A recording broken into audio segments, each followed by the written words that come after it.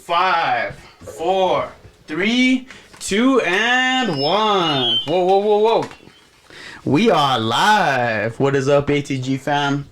We are back. Episode 72. It's springtime. The sun is out. Look at how sexy tan I am right now. It's a beautiful day. It's a beautiful day to be alive. I'm not going to waste any further time right now. I usually take some time doing an intro, but I'm just so stoked to hang out with my guest. He's one of my good friends I've known for a while. He started off as a mentor in my life, and he became just a good friend over time. I introduced you as a Purple Heart veteran and an MMA enthusiast. Let's hear all about it. Let's waste no further time. Neil Altomare, let's go, baby. Hold up, turn up the crowd right there. The crowd is cheering. The crowd is cheering. What's up, bro? What's up, bro? How you doing? I'm good, man. I'm stoked to be here. Thanks for being at the table, man. Thank you. I always tell our audience, there's always a podcast before the podcast, Yeah, it's sure. like part of being a guest on ATG is hanging out. You get to see all the beautiful art in the room. You get to light the torch that's back there. It's awesome, man. It's fun to be here. I've watched many episodes and heard all about it, so I'm excited. Heck yeah, man. And I love your choice, by the way, of ATG glasses. Yep. Throw a shout out. Shout out. I forgot which ones I chose. Are these the Kurt Cobains? Yeah. Yeah. Oh, we can't. Oh, it's gonna be a gangster episode then. No, I was kidding. All right, guys. I'm not gonna waste any time right now. Most of my audience loves fighting. We all probably watched UFC 300. Dude. It was the best pay-per-view ever. It was probably one of the best fight cards I've ever seen in my life. Yeah. Yeah, no, I thought it was amazing. I watched every fight, start to finish, early prelims, main card. Loved it. Dude, if you're a diehard, it's like they're starting the early prelims with Cody Garbrandt. It's like, what the heck? Holly Holm was like the third fight. Yeah. What was the girl that she fought? Kayla Harrison, 2-time Olympic gold medalist. Jesus. Judo. Yeah. And it was her UFC debut, right? UFC debut. I think she fought in like Pride or whatever Pride is now. But yeah. Damn, dude. And I heard it was like her first time ever even making like 135 in her whole life. She looked ripped, dude. Did you see her? Jacked, bro. Jacked. She looked more jacked than Max Holloway, dude. Absolutely. Yeah. She's going to kill Amanda Nunez. I'm just calling it right now. She is. No, I watched a YouTube video years ago of her debating Khabib about who's the greatest mixed martial artist of all time. And it was her and Khabib versus Henry Cejudo. Yeah. A combat arts specialist. And she's like, I have 2 gold medals. You only have 1. To Henry Cejudo. Damn. Yeah. That's actually pretty gangster. Yeah, and Khabib agreed with her. Yeah, I mean, what can you say? Yeah. Dang, dude. What an exciting time to be a fight fan. Yeah. I'm not going to lie. Whenever the UFC 300 card first got announced, I was like semi kind of excited. Well, I think it was the main event, right? It was Jamal and Alex, and everybody knew that Alex was going to win. Yeah. And yeah, it was... It didn't disappoint, I'll tell you that. It didn't. It was like one of those fight cards that like, it's almost like going into a movie and you're like going with zero expectations. Yeah. And then it just ends up being the best movie in the world. Shout out to Dune 2. I haven't seen it yet. You have to see it in the theaters before it leaves. Yeah. That's one of the best cinematic experiences ever. I gotta watch the first one first. Oh, yeah. You need to get on that, dude. I'm late to the party. So let's just start. First fight of the night. Cody Garbrandt, and he went against that dude that always goes against Moreno, right? It was Davison Figueiredo. Yeah, and he's a former champion. The only person he's lost to is Brandon Moreno. Right. And those were like brawls. They were brawls, right? And like every fight was gangster. Davison outclassed him, and Garbrandt wasn't a one-hit wonder, but he was a couple-hit wonder, and he's getting up there in age, and he's one of the guys that he was a banger back in the day, and he's just caught up to him. It's kind of sad to see like even like some of your heroes, like it happens to every fighter. And like the best example that I always use is BJ Penn. BJ Penn's a classic because example. if you weren't like an MMA fan within a certain period of time, like let's say you became a casual during like Conor McGregor era, BJ Penn just got his butt whooped for like 4 years straight. And then you're like, dude, that guy sucks. And you're like, no, dude, that guy used to be the best fighter in the world. And it's really unfortunate to tarnish BJ's legacy. It is. It's he was sad. Really the first. He truly was the first champ. He just wasn't the concurrent champ. He was the first guy to ever hold to ever have 2 titles, not at once, but 2 titles. Period. Lightweight and welterweight, and he beat Matt Hughes, and Matt Hughes was at the pinnacle of his career, and you know, he just kept fighting for too long, and he didn't let it go. He didn't go out on top, and you know, now he's on like what, a 7-9 fight lose streak, and he's running for governor in Hawaii or whatever. But he was Is he Hawaiian too? Yeah, no, he was your OG Hawaiian. No way. He was also the first American-born person to ever win worlds in Brazilian Jiu-Jitsu. That's actually sick. Yeah. And see, like, if you just became a fan in like 2011 and watch his fights, like, you'd be like, who is this guy? Why is he even fighting? Exactly. Yeah, dude. It's I think like Chris Weidman's kind of there. Yep. There's a whole era right now, even Gaethje, that are like, they're at the pinnacle of their career. Like, they're one more fight away from just dropping off. Sure. I mean, I think with the sport, they're one punch, one ankle twist away from being done. Damn. It's unfortunate. I mean, I'm a fan. But we're at the peak right now. Like, everyone is like, yeah. It's so exciting because we got Conor McGregor coming back. Yeah. We got Diamond Poirier fighting for another title. I never thought he would ever make it there again. It's insane. Yeah. And he's fighting Islam Makhachev, who's like a Russian. It's the second coming of Khabib. Yeah. Yeah. I thought you were going to say the second coming of Christ. I'm like, whoa, slow down, bro. No, I mean, he's like he's like a reincarnated. He's like Kobe Bryant to Michael Jordan, where he's modeled his entire game after Habib, and he's just. I want to make sure we're good. Whoop. Hey, Jesse, you suck. Just kidding. Yeah, so, I don't know, like, imagine... There's so many, like, the cards, the UFC is so good at this. They lay all the chips out. Yeah. And then they let these things figure out, like, themselves. Oh, yeah. Well, and Dana White, I think, is one of the most genius businessmen in the world. Yeah. Right? And he's not only a promoter, he's a brand ambassador, but he's super smart. And he knows the fight game. He knows what people want to see. He also knows the commercial aspect of it. Right? Yeah. And he knows what people will pay for. Right. So, yeah, no, I love where the UFC is right now. I'm super stoked to keep watching. And I remember watching UFC 100 thinking UFC 300 is never going to happen. Yeah. But let alone, I mean, we're doing more events now than ever before. Ever. Yeah. Like, we got the whole month of May, like, 3 fights on ESPN Plus. Yeah. Dude, it's so crazy to think now, because, so you know how Max just won the BMF, and we'll get to that fight. Yeah. So Max is like the dog right now. We got Conor fighting Chandler. How sick would that be if the winner of Conor and Chandler fought... Or sorry, yeah, the winner of Conor and Chandler fought Max for the BMF. It would be... And then the winner of that gets the title shot with probably Islam. To be honest, before this past Saturday, I didn't care about the BMF belt. And now I'm thinking, I don't care about the title belts because I just want to see Max fight. That's so true. I don't care if Max fights John Jones. I'm buying it. Yes, we want to see exactly what happened. Yeah. Well, and you saw it on Taporia's face when he called him out after the He fight. looked like socially awkward. He was like terrified. He was like taken back almost. Max effing Holloway called him out. And he's just like... Yeah. Yeah. So I don't know if he's socially awkward or what, but... No. Dude, there's so many options, but let's just start off. It was kind of sad to see Holly, honestly. To see Holly? To see her, like we talked about our heroes. They're at that moment in their career. Yeah, no, and Holly's obviously a local legend. She always will be. She's in the Boxing Hall of Fame. Shout out to Holly. Look, we got a glove right here. We got a glove right there. Major shout out to Holly. I think it was stylistically a bad matchup for her. You know, everybody compared it to Ronda Rousey. I think Kayla Harrison obviously is leaps a different animal above anything that Ronda's ever been, with 2 Olympic gold medalists in judo. And so I think Holly, they're both 41. That's the thing. Everyone says Holly's old. Well, Kayla's the same age. Yeah.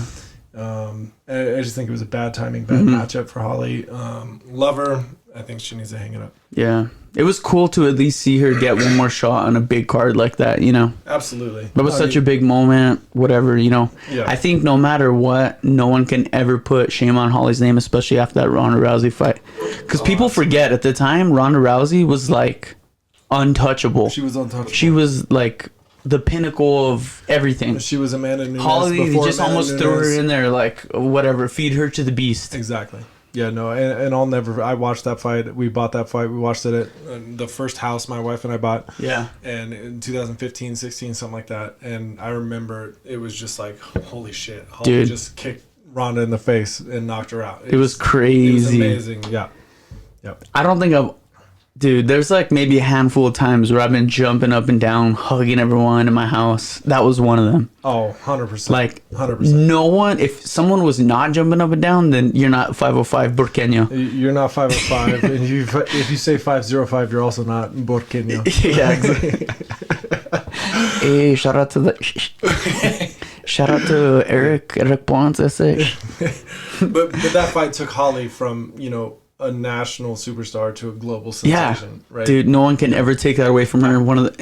To do it in that fashion never happens. The way she did it, the humility that she showed, she went right over to Ronda, picked her up, said thank you. It's remarkable, and love Holly. My kid just did a book report on Holly Holm. She's somebody that all little girls should look up to. That's cool, bro. Yeah. Like, she's such a good just the way that she is with people, the way that she acts, the way she carries herself. That's like what you would want your kids to look up to. Absolutely. Not like Conor McGregor. Hey, Dana, 60 G's, baby. Who the fuck is that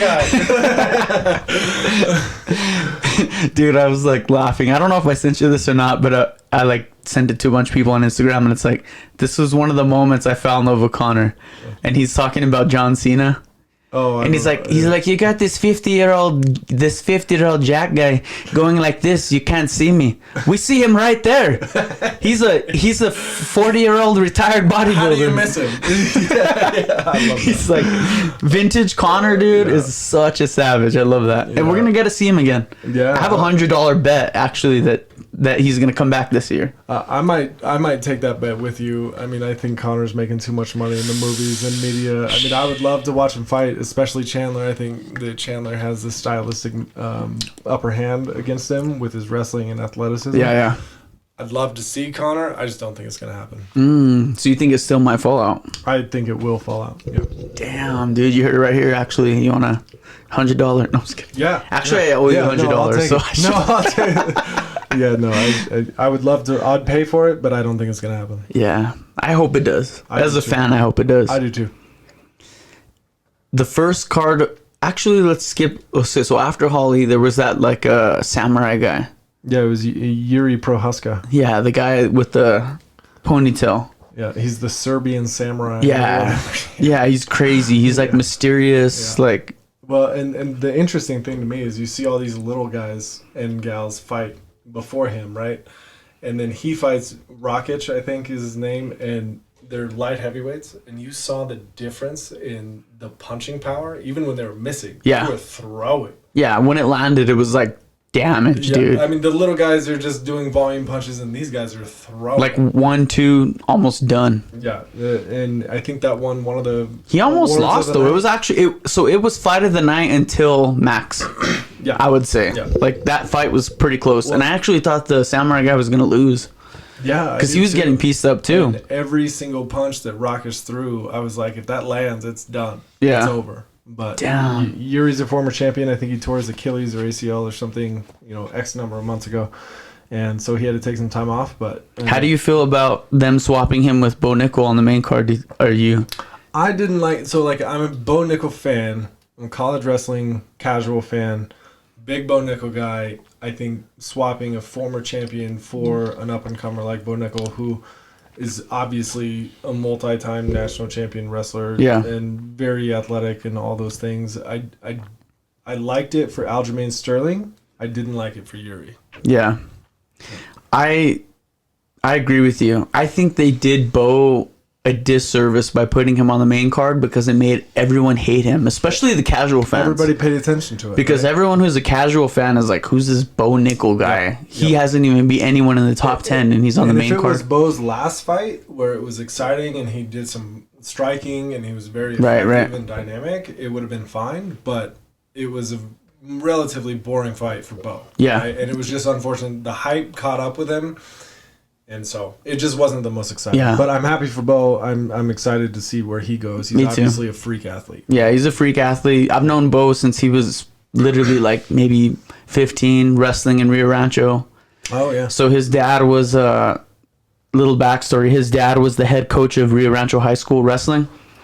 And at the time, Bo Nickel was in 8th grade on varsity. I think it was 103. And they were ranked like top 10 in the nation at the time. Like studs, total studs. Yeah. Like they were traveling all over. And at the time, we were also stacked in Belen. Like we barely lost to them in a duel. Like it was such a cool time to be in wrestling. Yeah. And then to see Bo Nickel go from Rio Rancho High School, New Mexico, and then become a 4-time state champ in Texas, and then become a 3-time national champ in college NCAA. It's like, whoa, dude. Yeah, I think he's got obviously a super bright future in the UFC ahead of him. He's learning the striking game. He's been striking for a year and a half. So like I almost like I think they're doing the right thing by not throwing him to Hamzat or Whitaker right away. Yeah. Dude, he's been striking for 2 years. How long does it take to get good at anything? Well, I think the natural strikers start striking when they're 3, 4, 5 years old. Yeah. So it's pretty remarkable, and that is a testament to college wrestlers are probably the best athletes in the world. Yeah, I mean, you look at, we were just talking about Daniel Cormier. Yeah. You know, you got Cormier, you got all these NCAA, even NCAA qualifiers, like in the UFC, are killing it. Oh, yeah. You even go back to like Johnny Hendricks days, you know? Wrestling is the best, in my opinion, is the best foundation for MMA, especially to transition into, because you have a crazy work ethic. Yeah. You have insane cardio, insane athleticism, and now we just got to teach you how to throw punches, right?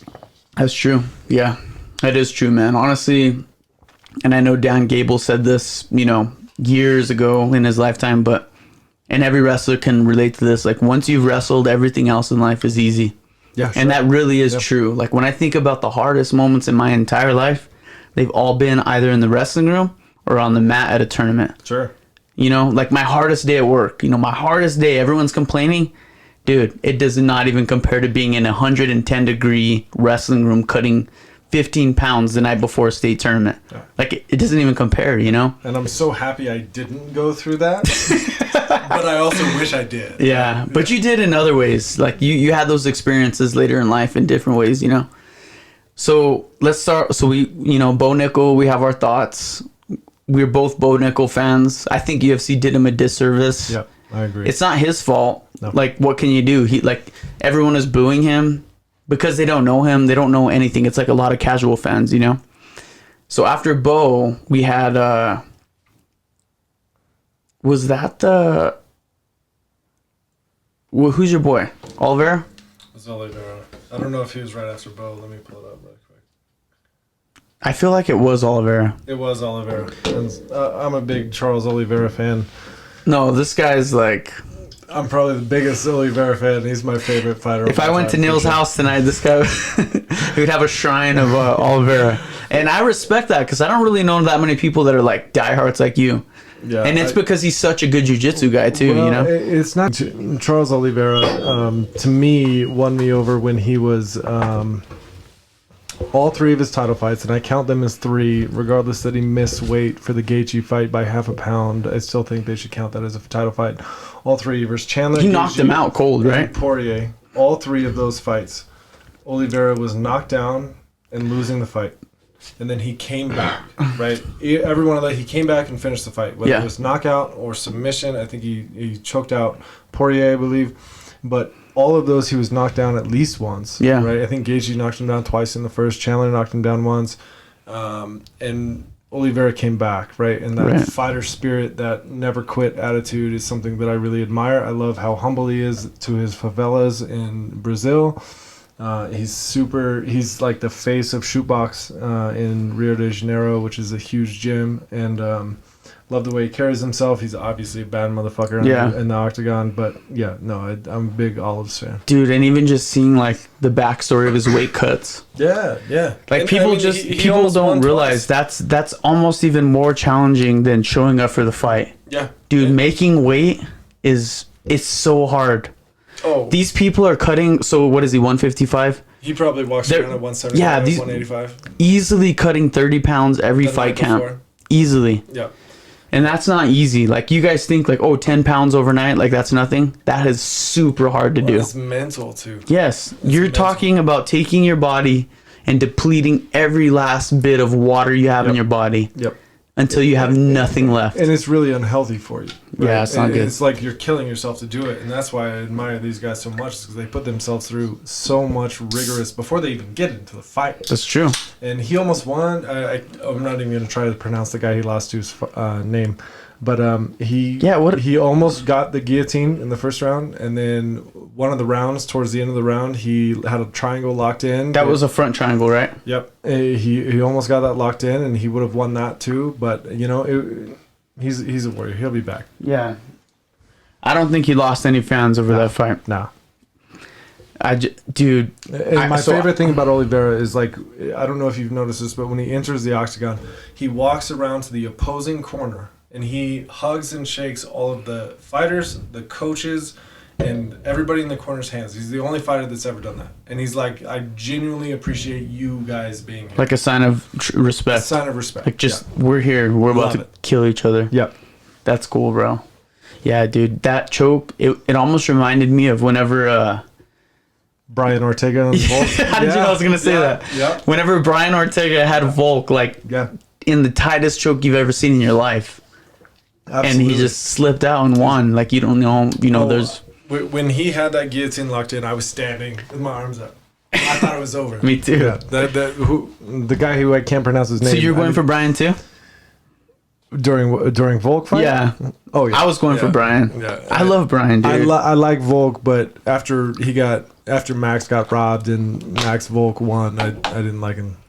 But I think we all hated Volk because we love Max so much, huh? Yeah. Yeah, it's nothing against Volk. And he got robbed that one fight. Like, that's undeniable. The first fight, Max won easy. Second one was close. Third one, yeah, exactly. Yeah, but Volk's cool. Wait. There we go. But Volk's cool now. I'm a Volk fan. Yeah, I'm a Volk fan. Honestly, take out Max, Volk is one of the nicest dudes ever. Have you seen those videos of him in a nightclub? Because you know how they go to nightclubs after their fights? Volk? And Volk doesn't know how to dance, right? So he's like throwing punch combos on the dance floor. Like, he doesn't know how to dance. So he's just like... What did Jersey Shore call it? Where you're punching the Yeah, he's like doing stuff like that. That you can't help but love him, dude. Yeah, no. He's cool. Like been doing live streams lately. Yeah. And he's like watching movies that everyone's watched, but he like has never watched. Like, he's never watched Star Wars. And so he's like watching Star Wars for the first time, like, oh, like just 40 years later. Yeah. And it's entertaining because, like, I don't know anyone in America who hasn't seen at least, one or two of the Star Wars. My wife. None? None. Damn, dude. I'm still on that train. I'm not giving up. What about Harry Potter? You brought that up. Is she a Harry Potter? Die-hard Harry Potter fan. Yeah, for sure. And I love Harry Potter too, but it's like, for me, it's Star Wars, then Harry Potter, right? Yeah. It was crazy because it was like, so in my last relationship, I was a Star Wars, like, I knew the whole lore or whatever. And so I got her to watch all of them, and she became like obsessed.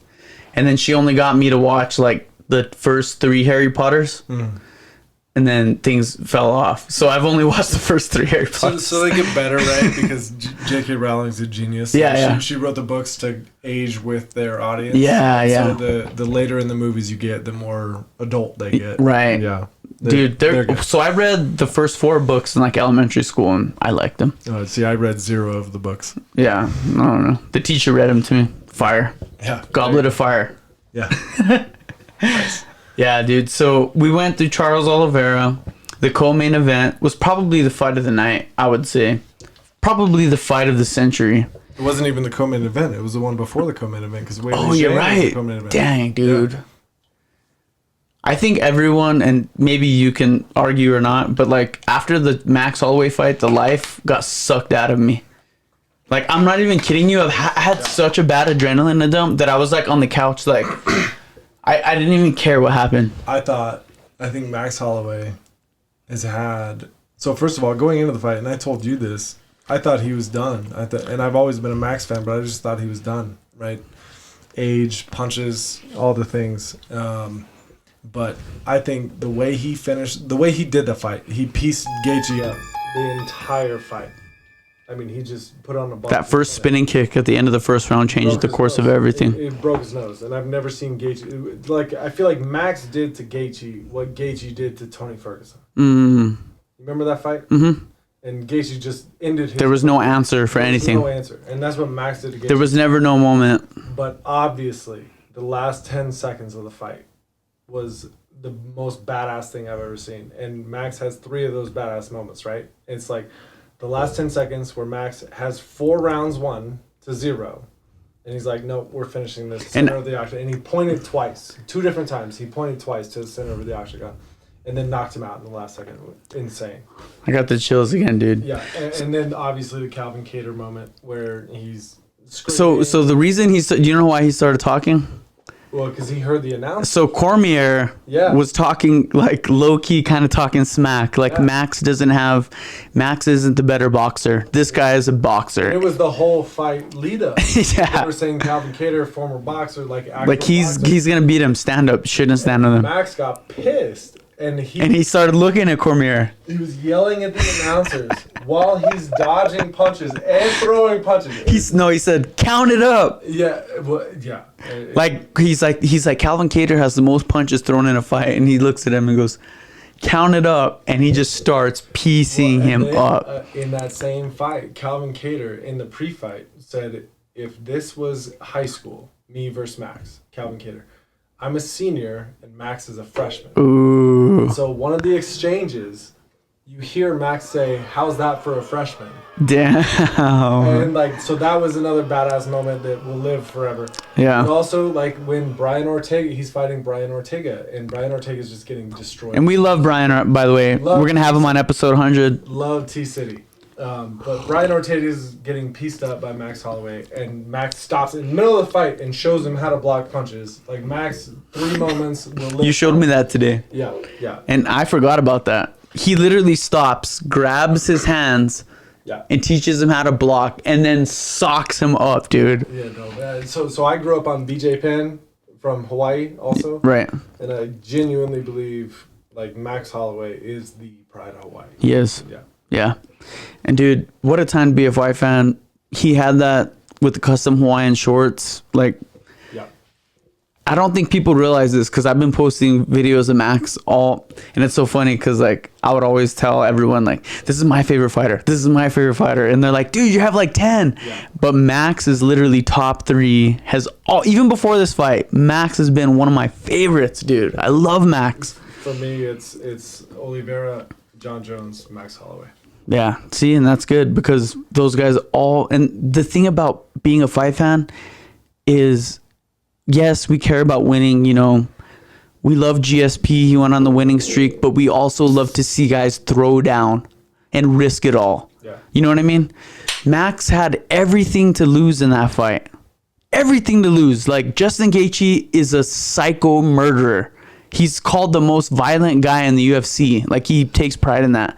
And so for him to stand toe-to-toe with everything to lose, point down at the center of the mat and say, let's bang. I'm not blocking. Yeah. And the equal thing could have happened to him. Oh, he could have gotten knocked out. He could have got murdered. Like from my standpoint, and I've coached sports, not MMA sports, but like I've coached sports. If I was Max's corner, I'd be like, don't do it. What are you doing? Yes. Yeah, especially with Justin Gaethje. But dude, it's the BMF. Like you said, that's what the BMF is. I didn't give a shit about the BMF belt until last night. Yeah. Dude. Even after that, the first thing he did, go over, hug Justin. They talked afterwards. They went and got drinks afterwards. Like, he's just such a downer. It was Justin, right? Well, dude, it takes 2 to tango. Like, if Justin wouldn't have taken that opportunity to bang, that wouldn't happen either. Sure. Yeah. Did you see the reaction of Gaethje's parents? No, I didn't. Dude. So, do you know Tim Welch, Sean O'Malley's coach, the redhead guy? Yeah. So he was recording himself as it happened, and behind him was Gaethje's parents, dude. And you could just see them in that moment, and they like start crying. Yeah. Well, I mean, Justin Gaethje's been through some battles, right? And he's such a badass. I mean, my favorite Justin Gaethje moment is when he fought Khabib and lost. And Habib had so much respect for him that when he got him in the triangle armbar, he transitioned from the armbar to the triangle because he knew Justin would not tap and he did not want to break his arm in front of Justin's family. Like, that's coming from Habib, from Dagestan, and he did not want to do that in front of Justin's family. Yeah. And so, like, I just think that speaks volumes. And obviously, Justin's a badass. And Well, dude, like, I think, and I didn't know this until recently, but, like, he said in every interview before his fight, like, I'm ready to die. yeah. He's like, I prepare myself to die in every fight. Well, I think the UFC, human beings, ever since the start of, our species, we've been gravitated towards some sort of combat sport. Right. And so this is modern day gladiators. Right. It went from that era to this era, and you can give us all the technological advances that we can have. We're still going to find a way to go one-on-one. At the end of the 1v1. We're still primitive, right? Dude, I think it's so cool, bro. Yeah. Have you ever seen that movie, Troy? Oh, I watched it a couple times. Yeah. That movie gets me fired, dude. Troy, Gladiator, Braveheart. I love all that. Yeah. One of my favorite scenes in probably all cinematic movies is when the kid gives him his shield and he's like, why are you doing this? I wouldn't fight him. You know what I mean? Why would you do? And that's like, that's most humans. That's like most people. Like, why would you do this? You're gonna go against,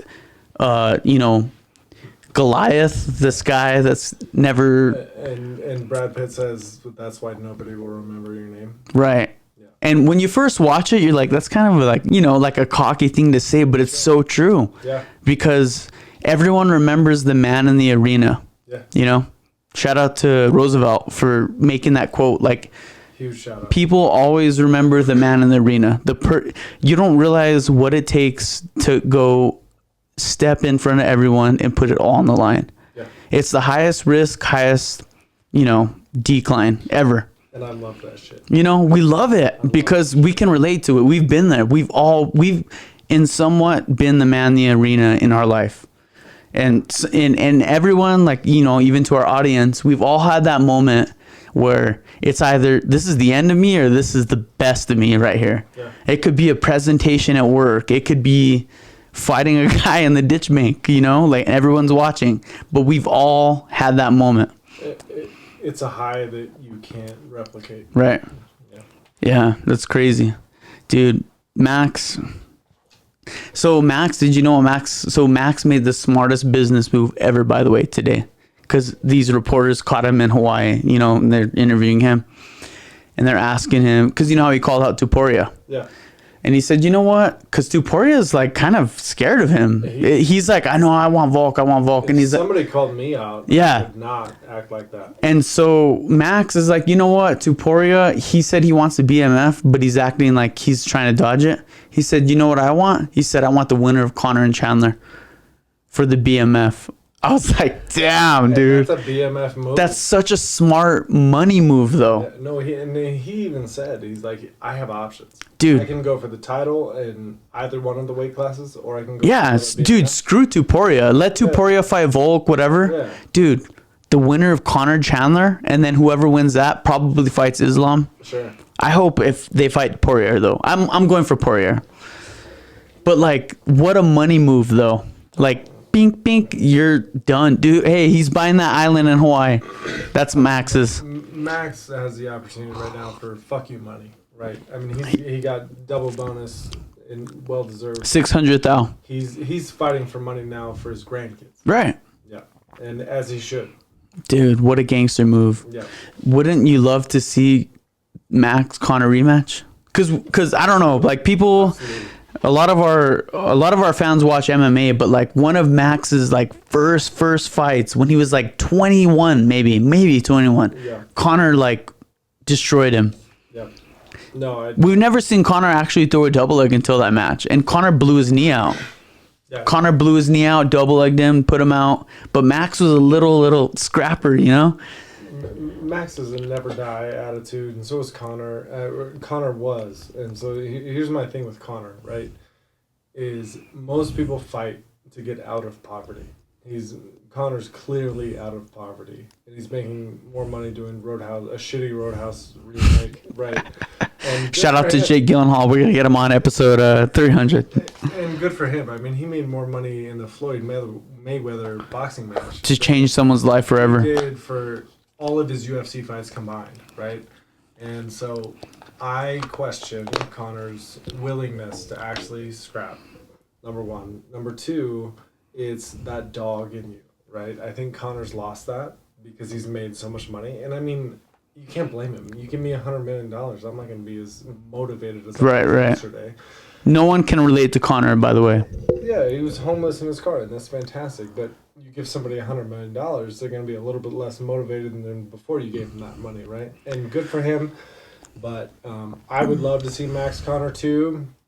I doubt we'll ever see that, but we'll see. You want to know what I think is going to happen? And you guys are going to see this here right now. All right, you guys are going to look back on this episode. So I think Connor and Chandler is the best possible matchup for Connor. Because you know why? He does so good against those guys that are short and stubby and just load up. You saw what he did to the past two title fights. No, I mean, I totally disagree. Eddie? Habib? Well, Habib is a shooter. Habib, like, that, he's a wrestler at heart. And Habib No, him too. No, but Eddie Alvarez is almost equally identical to Chandler. They load up. They're short, little, bulky guys. The load up. I personally, I would put all my chips on Chandler. Ooh. I'm down to bet on that. Let's too. go, dude. I think Chandler's the worst person Connor can go back to. No, it's not. It's not, though. Because Chandler is so bulky. Dude, I'm a wrestler. I used to love wrestling those guys that are short, stocky little guys. No, but Chandler is more dynamic and explosive than Eddie and anybody Connor's ever fought. Including Habib. But dude, Chandler opens up so much. Like Chandler, he does. His chin is wide open. Like Connor loves that, dude. It couldn't be a better matchup for Connor, in my opinion. See, I think it couldn't be a better matchup for Chandler. Ooh.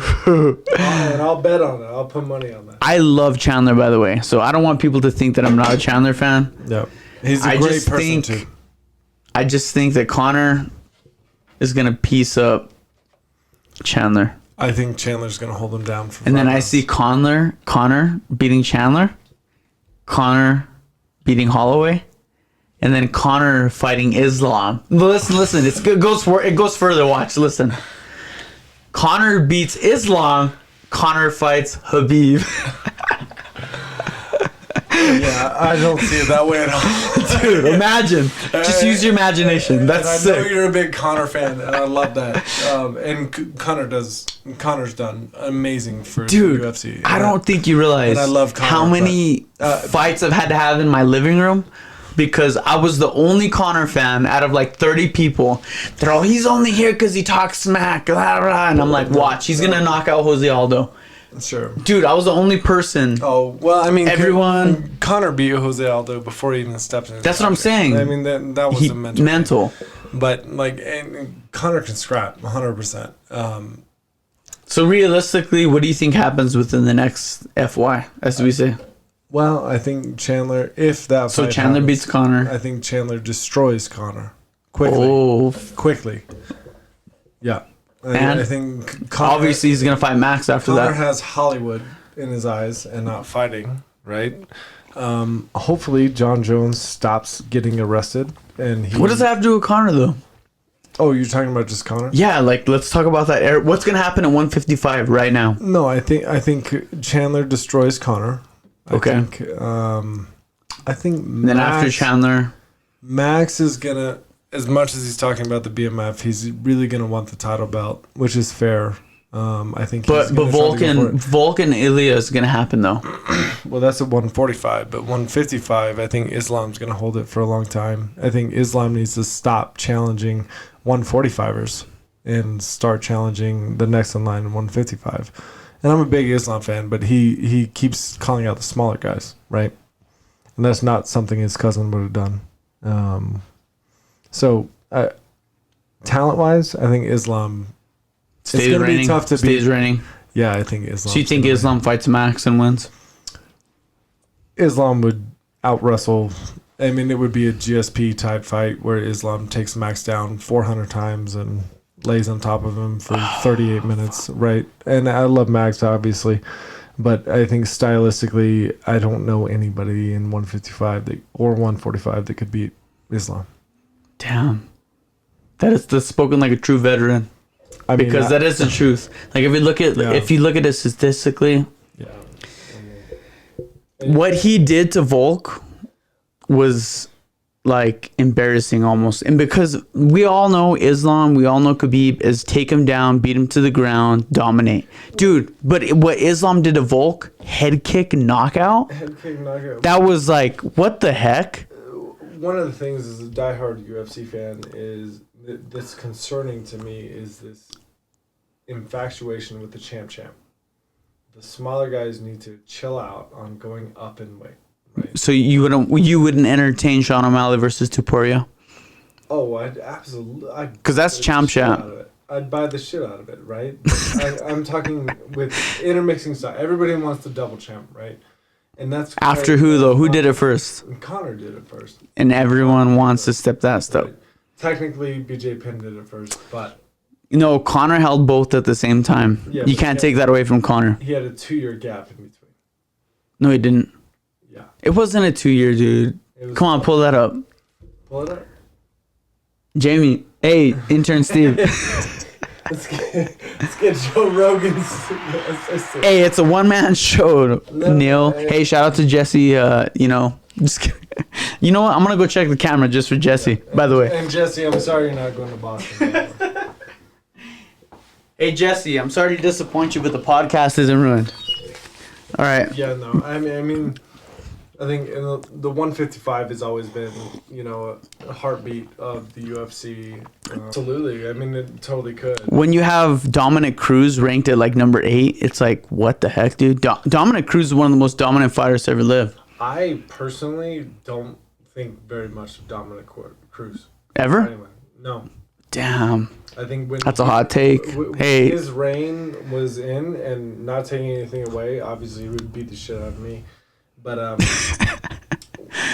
I think when his reign was at its peak, I mean, he wasn't fighting anybody of note, right? Like if he was in 135 today, I think he'd be in the top 15.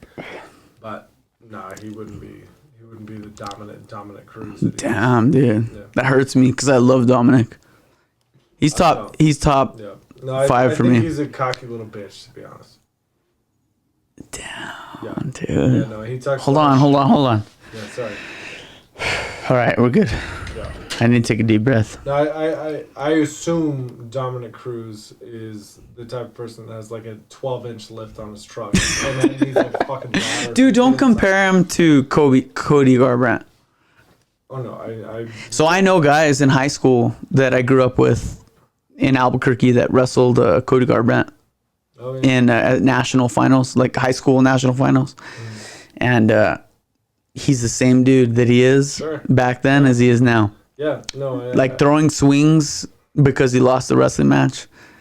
Yeah. But I almost kind of respect it in a way, Yeah, no, I think that there's a huge amount of respect before you get money and after you get money. I love Dominic Cruz, by the way. Shout out Dominic Cruz, episode 100. Not shout out Dominic Cruz at all. No. All right. So let's move on from Max. Let's skip the girl fight. We all know what happened. China won. Your words. That was actually a really good girl fight, by the way. It was like if it wasn't for Max Holloway's explosive dominance, no, I thought that was the best girl fight I probably ever saw. I think Weili Zhang won twice. She got robbed by the referee. They should have called it in the first round. When the girl got choked out. Yep. She was clearly unconscious. And then shout out to the ref for keeping it going. Second or third round or whatever, but nonetheless, the show goes on, baby. The show goes on. No, but the last fight, I mean, dude, you want to know what sucks? Is I bet parlays on every fight just for fun, just because I love fighting. Money? I didn't bet on this fight. Oh. And it's because I slept in, I partied the night before, and I messed up the timing. And my dad's like, dude, you already missed the Cody Garbrandt fight. Like, he lost. I'm like, God damn. Yeah, dude, my dad called me out, dude.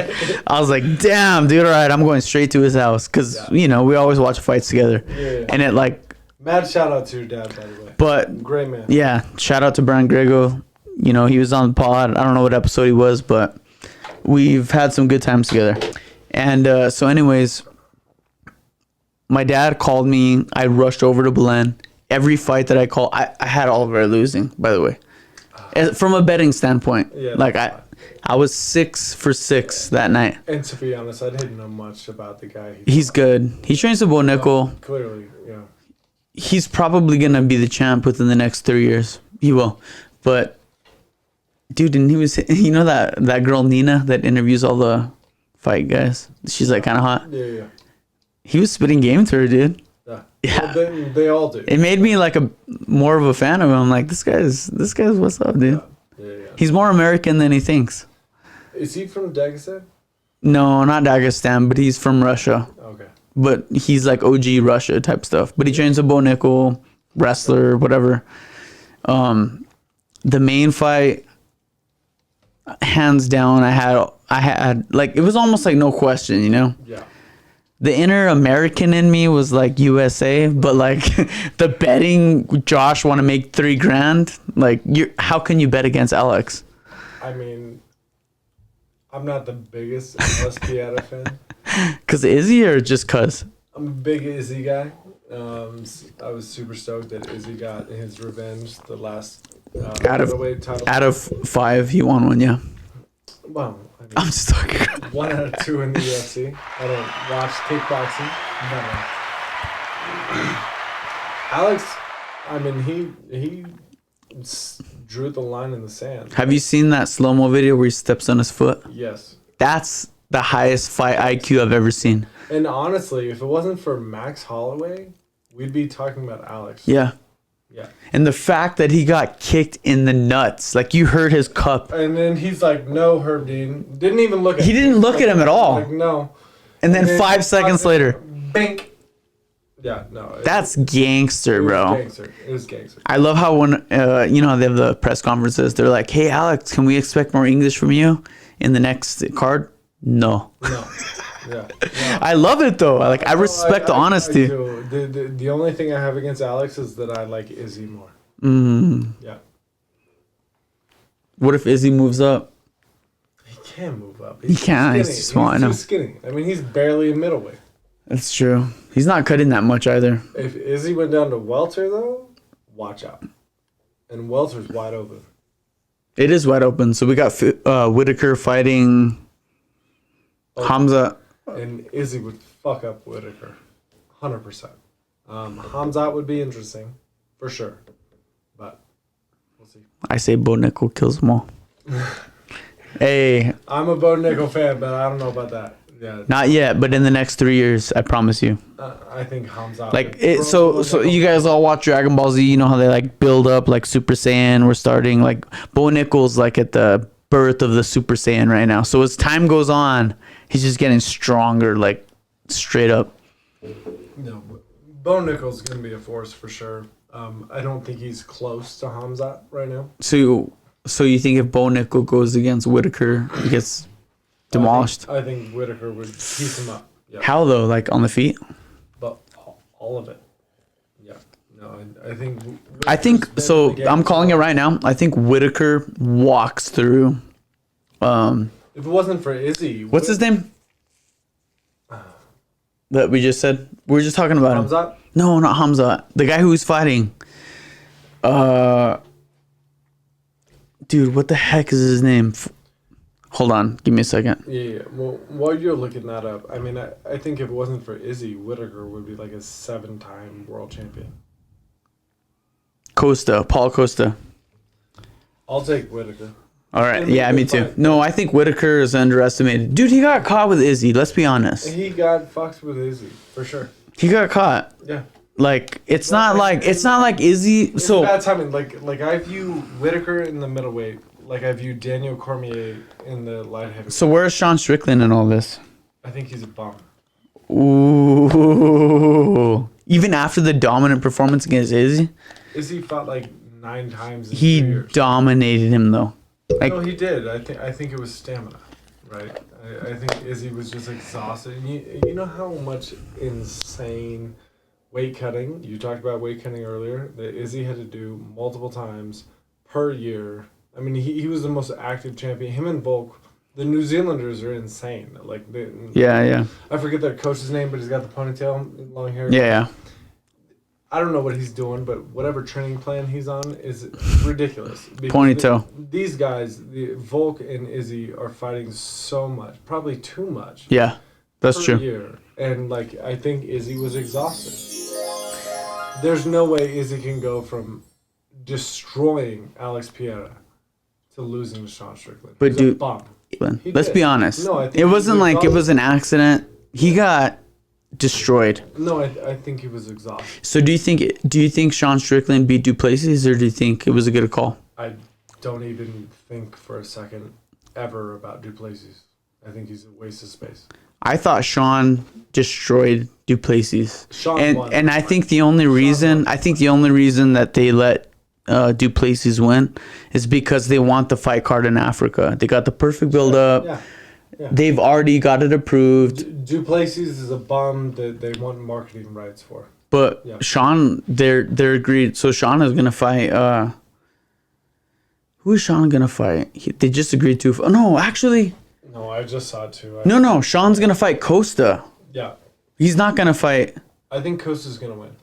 Me too, 100%. I think Costa's obviously better on the ground, and he's a more technical striker. Okay. So Pierre, we can we agree right now? Pierre is the man. Oh, What do you think he does at heavyweight? Do you think he beats Aspinall? No, I love Aspen. Whoa, Love that's a hot take. And I think it was a year ago that Aspinall blew his knee out or something like that. He blew up. He blew his knee out.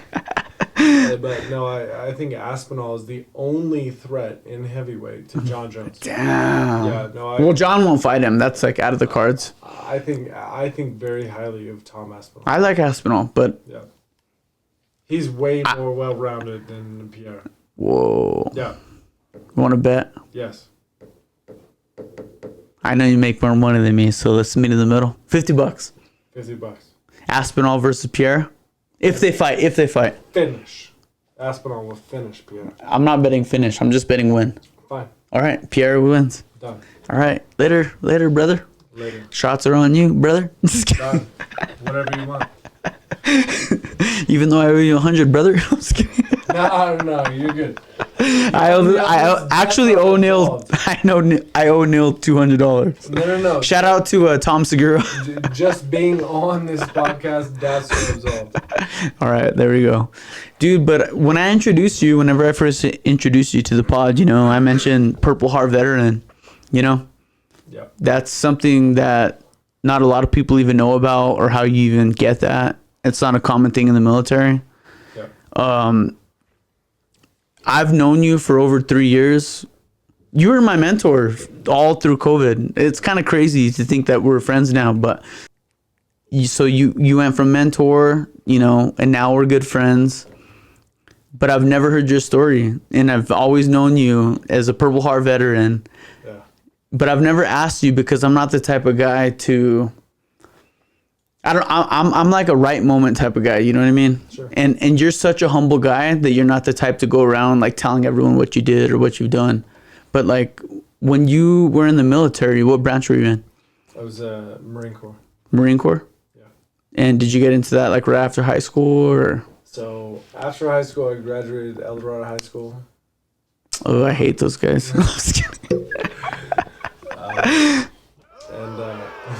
I'm just kidding.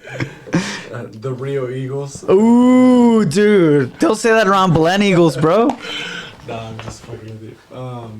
And so I graduated high school. I tried college. At UNM? No, at CNM. Oh, me too, bro. Shout out to CNM Suncats. I used to go neutral to the New Mexico tailgates. That'll be like... Yeah. And, it wasn't for me. So when I was... what were you going for initially? Dude, I don't even remember. Like just getting the basics out of the... To be honest, I went to college, Suncats. because everybody else. Just to check the box. Yeah, just check the box. And it wasn't for me at the time, so I have a huge family lineage in the military, right? And so... Like father, grandpa type stuff? So my dad missed it. But my grandfather was a 30-year Navy man. My cousin... Is that like your biggest mentor in life? No. Not at all. It was just all I had to point to. Mm-hmm. So, like, college wasn't for me. I knew that. Yeah. But I didn't want to sit around and be a piece of shit. Yeah. I wanted to do something, so I initially, to be honest, because of my grandfather, I started going through the recruiting process in the Navy. Did you do that pull-up contest and they got you or what? Well, so I was doing it with the Navy first, and I was never going to be like a special forces or anything like that.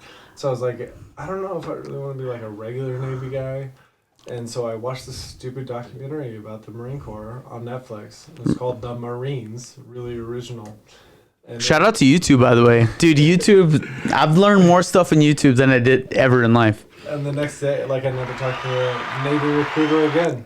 Really? After that? I went into the Marine Corps. So you started off kind of talking to Navy, and then after that YouTube video? So I was exclusively talking to the Navy, and then I watched that documentary, and then I never talked to them again.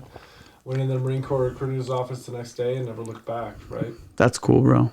Yeah. What was your grandpa? He was Navy. Wow. That's kind of against the grain if you think about it. Absolutely. You know? Yeah. That's a big decision to make, because my dad was a Marine. Yeah.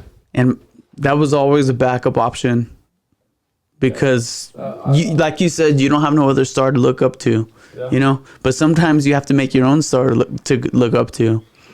I loved the culture. It was like a very much... So I grew up playing football and basketball my whole life.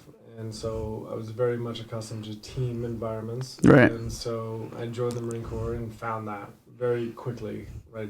Everything was about a team. Right. And so I did boot camp in San Diego, and I loved it. I fell in love with it. I loved the culture, the Marine Corps is basically a formalized gang. Yeah. Right. And your dad can attest to that. Yeah. I mean, but it's a brotherhood, it's a sisterhood, and I'd do it all over again. That's cool, man. Yeah. I respect that. Honestly, any person who serves or any person who's went through boot camp or anything like that, it takes a different kind of human being to, you guys don't realize the freedoms that we have in this country. And these are the people who step up to the plate and who are willing to put it all on the line. You know what I mean? Yeah. People don't realize, like, you're putting it all on the line. Like, whenever you step into any type of military aspect, you don't know where you're going to be sent to. They might tell you tomorrow you're going to go to the Middle East and you're going to go fight on the front lines. Like, you don't know. You're just going into it kind of blindly. But whenever you have that mindset, you don't know where it's going to take you. And that's why I love the UFC so much. It was so much of exactly what you just said. It was anybody stepping up to the moment. Right. Stepping up to the moment. And we were ready. We were close. And yeah, no, I mean, we went to Afghanistan in 2011, the most dangerous part of Afghanistan, which was the most dangerous part of the world, in 2011. And it was like, let's fucking go. That's the year I graduated high school, by the way. Shout out to the chosen ones. This guy's so old, bro. Look at this guy. Dude, look. Damn, bro. Yeah. Most of my guests are younger than me, and they make me feel old, so this is my chance. Ouch. So whenever they sent you to Afghanistan, what was it like whenever you first landed? Well, I mean, it's a different planet, basically. I mean, we're so used to being in a first world country. We're so used to having our cell phones, having internet, having all those things. And where I was in Afghanistan, in Sangin Valley, Helmand Province, in 2011, it's one of those places that, I mean, essentially doesn't exist on the map, except for the conflict with the Taliban. And so it was incredibly humbling. It was like, it was a giant, holy shit, what is this? I was 19 years old. That's how old you were? Yeah. So whenever you first joined the military, how old were you? Were you 18? Yeah. Wow. Yeah. That's crazy, bro. Yeah. and you know, it was one of those things that Did you have were you in a relationship at the time, or were you single? I was not. Thank God I was single. Like, You're not one of those military guys married by 17? no, and now that I've been married for almost 11 years and 2 kids. Hey, shout out to the wifey. Shout out to Perry. I couldn't imagine doing that married, let alone with kids. Yeah. Especially the kids. Oh, dude, it's such a hard thing to do. Yeah, no, and my job was to go to war, and it was like, you know, like we've just been talking about, like, let's fucking go. Yeah. Yeah. Dang, dude. So when you showed up, whenever you first landed out there, like, how long were you out there before they actually sent you out? Like, all right, we're going into enemy territories. Like, is it like immediately, or do you guys get to train a little bit and then you guys go into the fire? So there's an acclimation period where we were out there for about a month before we actually went behind enemy lines. Yeah. And so we flew into Bagram and Leatherneck Yeah. in Afghanistan. And we stayed there for a few weeks, almost a month. And then, you know, made sure we had all our gear. We got to eat Air Force chow hall food, which is obviously better than the Marine Corps because they have a lot of money. And then when it was time to go, it was like, oh shit, it's getting real. So you just get those orders overnight almost thing. Yeah. And they're like, all right, Yeah. this is it. Yep. Dang, man. And so we were in the middle of nowhere. We're over here talking about fighting, but like when this guy shows up, it's like you might get a bullet to your chest type stuff, you know? Well, in Afghanistan in 2011, it was bullets and IEDs, Yeah, improvised explosive devices, and so basically mines, right? And so it was bullets and mines that you had to look out for, right. And so it was the best way I could describe it to people that have never been there is like it was the Wild West, right? In 2011, right? Yeah, that's the true Wild West. Yeah, I mean, it was the Wild West in the United States, bro. I can't even imagine like overseas, Middle East. It was wild, right? I mean, like I've got people's names tattooed on my arm that didn't make it back. You know, I almost didn't make it back, and I mean, it was one of those moments in my life that it was the most important chapter of my life's book. Right. Yeah. And I like the way that you describe it. It's like we all have these different chapters in our life. You know what I mean? Yeah. You know, there's one chapter, there's the next. Yeah. And when we kind of bring up the military, like that was the chapter of my life. You know. Absolutely. We're on a new chapter, but and it's hard to probably relive some of the old chapters because it's not easy, you know. Like you said, you have your friends' names on your arms, you know. Yeah, I mean, you know, it's one of those things. It's like the high school quarterback, right? Yeah. You know, that never really lets it go. Right. That they were in, and so like I really try to rely on. This was a very defining chapter of my life, but it's not the entire book. That's crazy. That's actually really crazy. Like to our audience, I know a lot of our younger audience, they're younger. A lot of them are in fighting and stuff. A lot of you guys might feel like you're stuck in a chapter in your life. You know what I mean? A lot of you guys might feel like this chapter might never end, but you control your own life. You decide when the next chapter starts. You know what I mean? Yeah. You might be having a hardship and be like, there's a day where you put your foot down and be like, you know what? Today's the day I'm going to make it the next chapter start. Yeah. No matter where I'm at in life. I might still be in high school, but you know what? I'm going to start getting good grades today. Sure. I'm going to start, you know, doing good in work. You know, I show up late every day. Today's the day I'm going to start the next chapter. Absolutely. And a lot of times, like, people don't realize you have to pay your dues in life. Sure. You might not be happy where you're at in life, but sometimes you have to pay your dues to get to the next step. You know, sometimes you have to walk through the mud. Like you during that chapter, you were probably walking through the mud, you know? Like you mentioned IEDs and stuff. Like, what was that like? Like, well, so, I mean, it was incredible. And I have a tattoo right here that says every step is a gamble. And I got this with the chips. With the poker chips. Because literally every step that we took in that time frame was a gamble. And so, I mean, I went on 2-3 foot patrols a day, and we would walk around and make sure the Taliban was doing their thing. Were you like an EOD guy or just frontline? No, I was a combat engineer, so I was attached to an infantry unit. And so I would physically lead all the patrols, and I had a mine detector, like a metal detector that you see old motherfuckers on the beach with. And I would try to find wires. right? And then there's wires everywhere. Right. And at this point in time, Sengen is like the most heavily ID'd place in the world. Right. Like 1,000 IDs per square mile or some shit. Are you serious? Yeah, no, it was insane. And so like, Did you detect a lot? Like find a lot before? so I found, ironically, so the Taliban's really smart, or was really smart, and so they would create their IDs mostly out of wood or plastic or something like that. So our metal detectors, and there's a shit ton of trash because it's a third world country, and so a lot of like Capri Sun cases are made out of aluminum, right? And so Right. trip the detectors. So I found 21 IDs, all 21 of which found with a knife, a pocket knife. No metal detector. No metal detector. I never found a single one with a metal detector. Is that when you walked in my house, you saw like some canisters? You're like, hold up, bro. No. It's, Hey, when this guy showed up to my house, he didn't call me. He was like knocking on my door. I almost showed up with a hatchet. well, I'm not even kidding. I did call you. I got the receipts, but nonetheless, I mean, Was it really that many though? Yeah, it was 21, and so What do you do? So is each one different, like a different case? each one's different, right? I mean, they had at the time they had multiple different types of IDs. They had, the most common was pressure plates. So like if you put pressure on them, like you step on them, it would detonate. And it would connect two copper wires. Go, but Like simple stuff, but right? all over. Yeah, no, it was all over, and literally like every step's a gamble. Yeah. And so. The worst moment I had was like it was a farming community where we were in Sangan Valley, and so like I was in this 2-foot recessed irrigation like canal. Yeah. And so How many guys did you have with you? about 10, 15 more or less. And so like I was in this irrigation well, so like I'm 2 feet shorter than I'm 6'5", so I was like 4'5". Yeah. Right?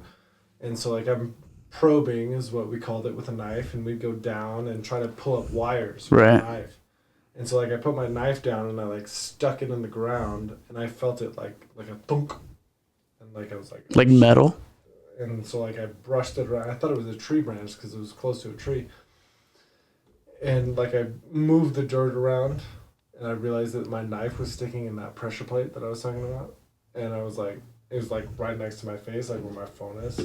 And I was like, oh, shit. That So close? I called on the radio. I'm like, I need 360 security. And they're like, what's up? And I'm like, I need to smoke a cigarette. Because it was just like, oh, shit. You know, and my knife's just sticking out of the ground at a 45-degree angle. And I'm just, like, holy shit. But it was crazy. And then one day, normal patrol. I did 1-2 a day. And normal patrol, I was walking around. It was about 4 o'clock p.m. I stepped on one, and I got flown about 10, 12 feet in the air, and landed. I was conscious the whole time.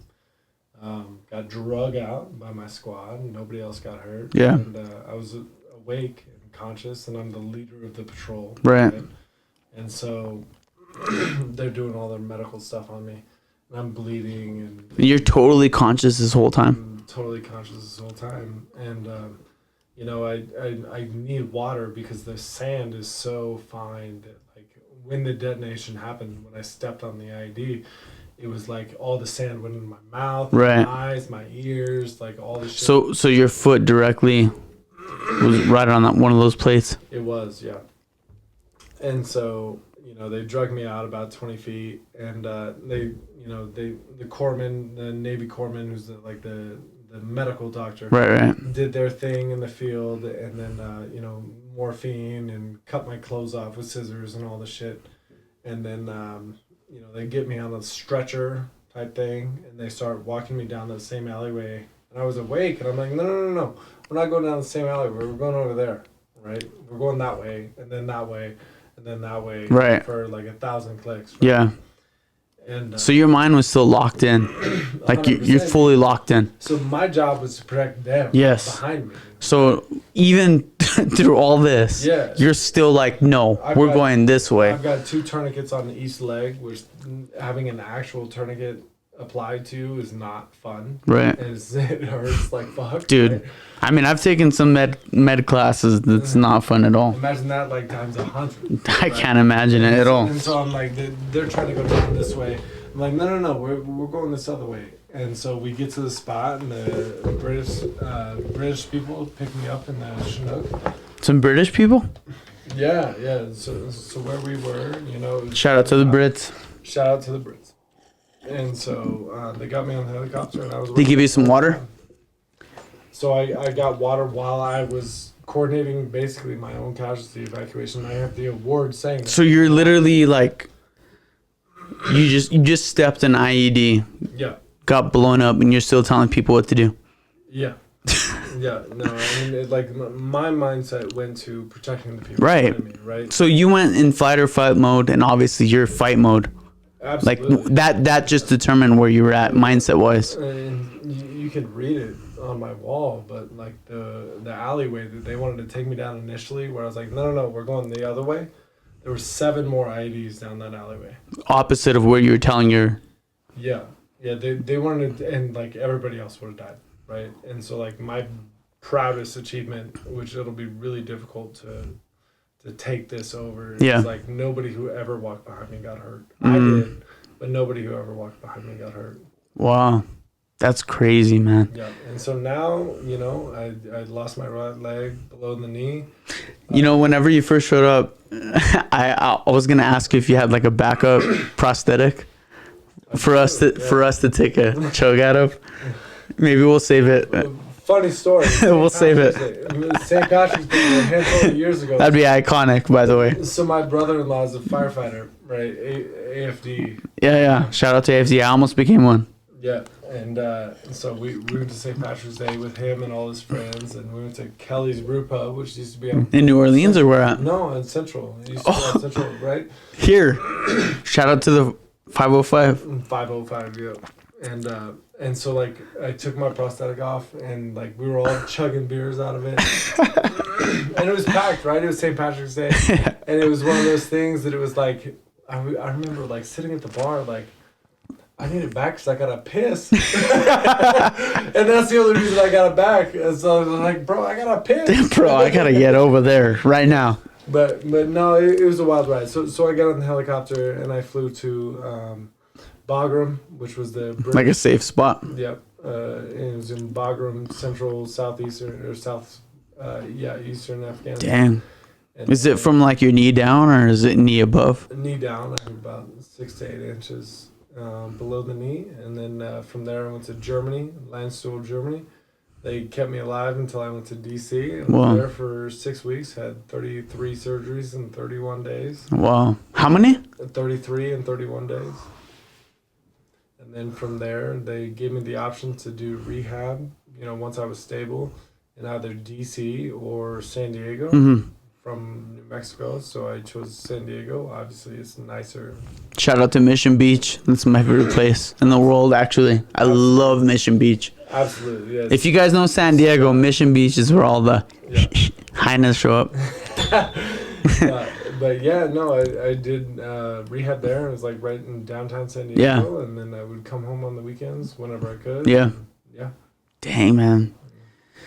And what's crazy is whenever we first became friends, I was going through a lot of medical stuff, and we were like, we both made a promise to each other, like, hey, man, we're going to put our health first, right? Yep. And I said, all right, man, and we're going to do it. I'm going to hold you accountable, and you're going to hold me. Yes, sir. And we both failed. No, I was kidding. I was going to say, I've definitely not done my part. I know. Yeah. We're both still struggling, by the way. My wife's like, you need to get